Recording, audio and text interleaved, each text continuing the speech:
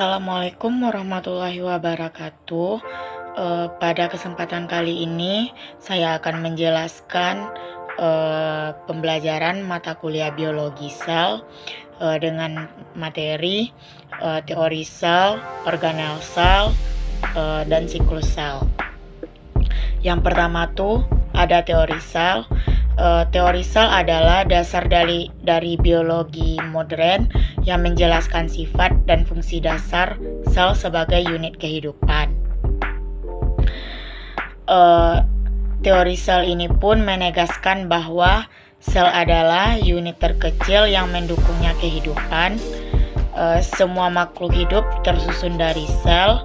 Sel berkembang biak dengan cara membelah diri dari sel yang sudah ada sebelumnya.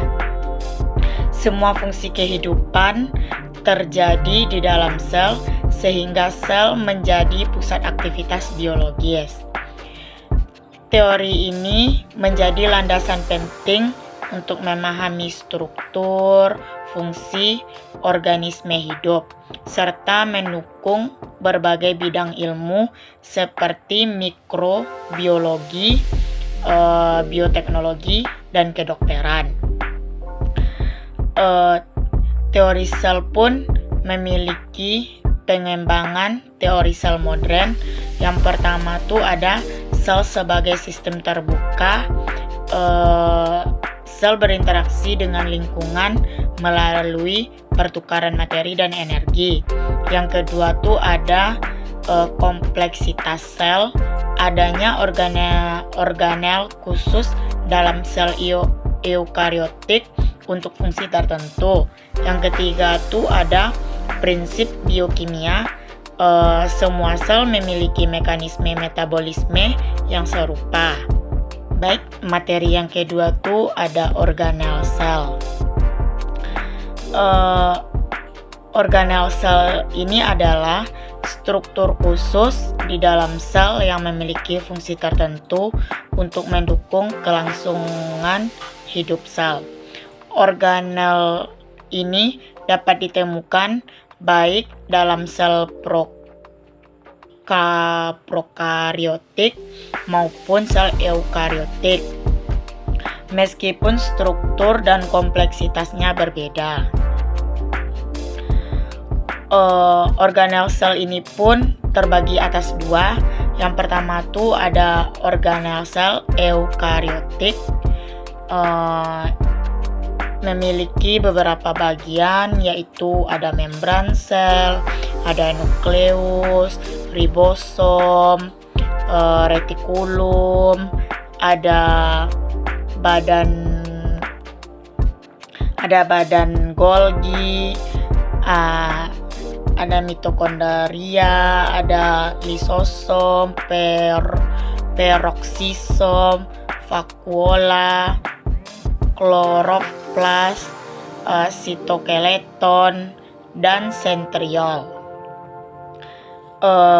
Yang kedua tuh ada organel sel prokariotik. Yang pertama tuh ada membran plasma, yang kedua ada dinding sel, yang ketiga ada nukleoid, yang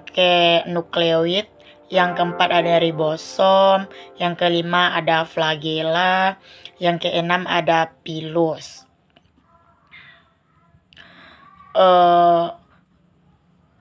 Organel sel ini pun memiliki prinsip teori sel. Seperti yang kita ketahui, sel itu adalah unit struktural kehidupan. Semua organisme hidup tersusun dari satu atau lebih sel. Sel adalah unit fungsional kehidupan, semua fungsi kehidupan. Semua sel berasal dari sel sebelumnya. Sel tidak muncul secara spontan. Sel mengandung informasi genetik. Informasi genetik dalam bentuk DNA diwariskan satu generasi sel ke generasi berikutnya. Baik, pada materi yang ketiga yaitu ada siklus sel. Seperti yang sudah kita ketahui, siklus sel itu adalah rangkaian proses yang dilalui oleh sel untuk tumbuh dan membela diri menjadi 2 sel anak siklus. Ini penting untuk pertumbuhan, perbaikan jaringan, dan reproduksi organisme. Siklus sel terbagi menjadi 2 fase utama, yaitu ada fase interfase dan fase mitotik. Siklus sel ini pun memiliki pengaturan.